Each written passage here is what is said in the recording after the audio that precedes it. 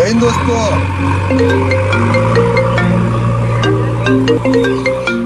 Hello. हाँ hello.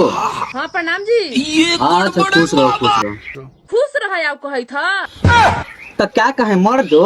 तोरा 1 महीना गेल हो जने से याद ना हम आइले ही भाई तू फोन कैले हा। अरे क्या कहे यहाँ के आज तो हम फंस गए हैं। फंस गेले हा। हम तो जानते ही कि तू गौवा से बाहर वा जाइते तू फंस जेबा जरूर कोई से फंस जेबा आ सच्चे बतिया होलई। अरे तुम क्या समझ रही है, मैं इस कंपनी में आके फंस गया हूँ। हाँ तू कंपनी में फसल है केकरा से फसल है हम जाना थी कि गौवा से बाहर वा जाइते हमरा भुला जथिन यही सच्चाई होलई। बैगन हे भगवान अगर तू है तो इसका तेरावी के पूरी हमको खिला दो।